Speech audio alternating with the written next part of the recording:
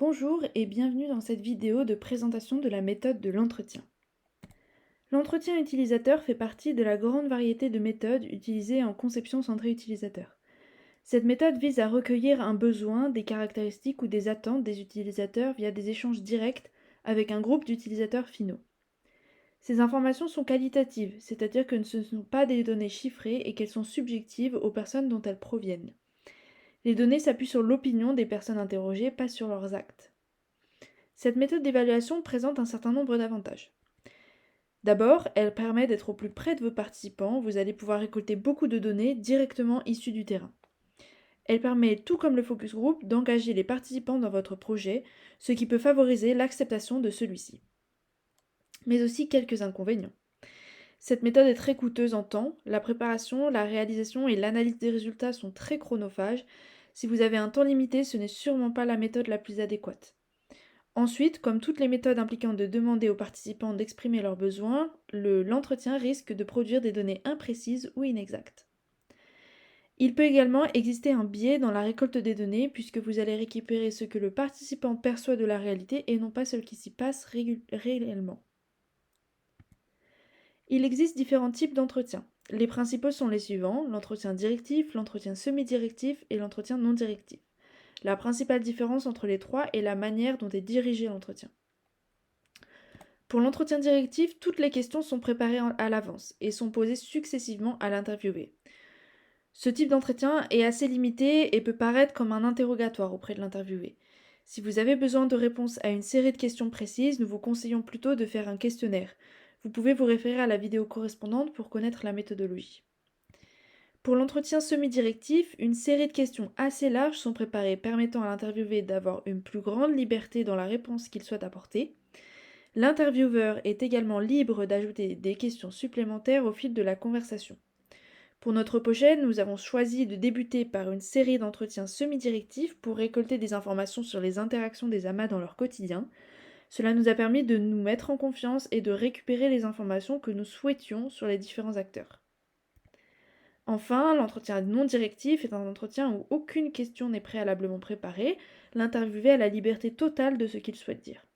Attention, dans un entretien non directif, l'interviewé est laissé totalement libre des sujets qu'il souhaite aborder. Vous n'avez donc pas de certitude de récolter les données qui vous intéressent. Pour notre projet, nous avons également réalisé quelques entretiens non directifs qui nous ont permis de récolter beaucoup de contenu, y compris des choses que nous n'attendions pas. On peut également noter que l'entretien d'autoconfrontation est aussi intéressant. C'est un entretien dans lequel vous vous appuyez sur une vidéo. Ce type d'entretien est particulièrement approprié si vous souhaitez par exemple comprendre la manière de faire de vos sujets sur la réalisation d'une tâche. Attention cependant, et cela est valable pour n'importe quel type d'entretien, il existe généralement un écart significatif entre le récit des interviewés et les actions effectivement réalisées.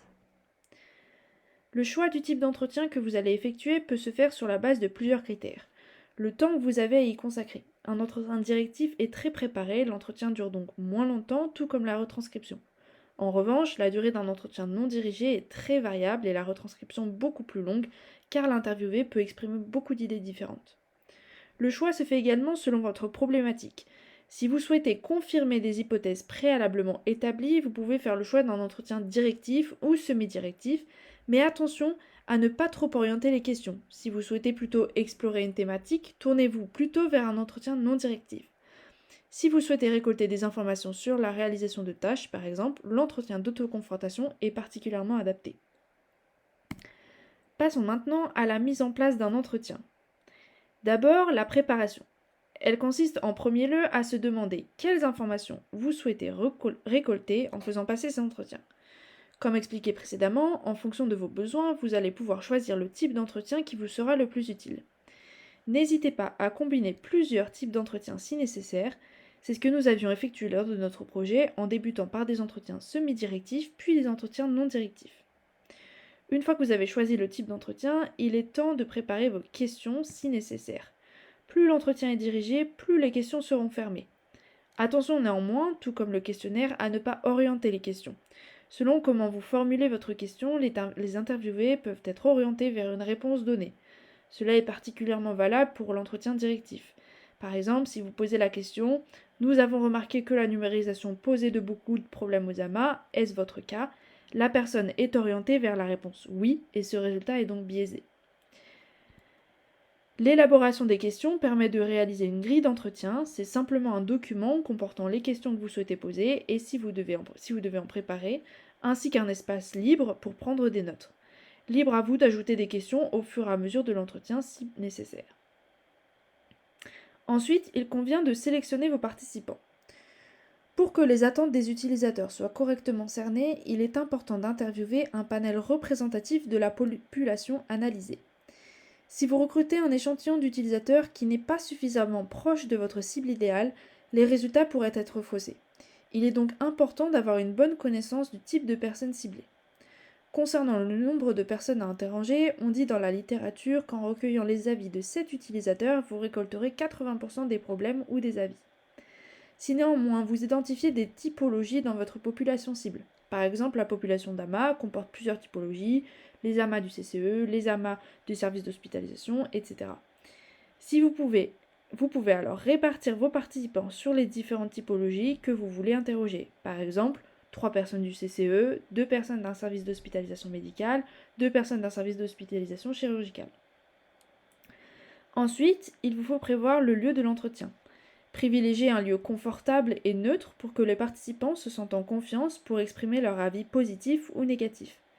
Pour des sessions à distance, utilisez des outils de visioconférence comme Zoom, Skype ou encore Jitsi.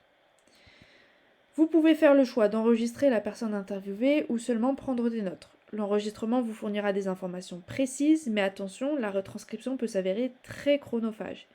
Il faut compter 2 à 3 fois la durée de l'entretien passé en retranscription. Pour un entretien d'1 heure, la retranscription durera donc entre 2 à 3 heures. N'oubliez pas de faire signer un formulaire de consentement libre et éclairé pour le respect des données récoltées. Dans le cas où vous souhaitez prendre des notes, nous vous conseillons de réaliser les entretiens en binôme avec une personne entièrement dédiée à l'animation de celui-ci, tandis que l'autre prend en charge la prise de notes. En termes de matériel, vous pouvez donc prendre des notes sur papier ou sur ordinateur à votre guise. L'enregistrement peut se faire grâce à une caméra ou simplement un enregistreur audio sur téléphone par exemple. Un entretien se déroule en général en 3 grandes étapes. En premier, il convient d'accueillir le participant, l'installer, lui faire signer la charte de consentement si vous enregistrez l'entretien. Il convient également de lui rappeler que le but de cet entretien n'est pas de porter un jugement sur ses idées, mais bien de récolter son avis, qu'il n'y a pas de bonne ou de mauvaise réponse aux questions posées. Pour le mettre à l'aise, vous pouvez éventuellement lui proposer un verre d'eau ou un encas. Ensuite, vous pouvez démarrer votre entretien en posant les questions préparées et celles qui vous viennent à l'esprit au fur et à mesure de la conversation si vous faites un entretien semi-directif. Une fois que vous estimez avoir récolté tout ce dont vous avez besoin, vous pouvez clôturer la session en remerciant le participant et éventuellement lui proposant de le tenir au courant de l'avancée du projet. Si l'entretien est trop long, n'hésitez pas à accorder des temps de pause pour se restaurer. La dernière étape est l'analyse et l'interprétation des résultats. Pour cette étape, vous devez garder en tête que les données que vous avez récoltées sont subjectives. De plus, les participants ont tendance à être biaisés sur la manière dont ils perçoivent la réalité par rapport à ce qui se passe réellement. Par exemple, si vous questionnez un amas sur la manière dont il réalise une tâche, ce qu'il vous dira ne sera sûrement pas la manière dont il le réalise effectivement la tâche. Vous pouvez donc choisir de compléter les informations récupérées grâce à l'entretien par une observation pour collecter l'activité de terrain. Pour analyser et interpréter, vous pouvez mettre en commun les réponses que vous avez obtenues par vos différents participants. Pour illustrer les idées et les communiquer, vous pouvez tirer des extraits que l'on appelle verbatim, qui sont représentatifs de l'idée globale. N'oubliez pas néanmoins de bien anonymiser les données au moment où vous les communiquez. Cette vidéo est maintenant terminée, merci de votre attention. Vous pouvez trouver un exemple applicatif de cette méthode dans une autre vidéo.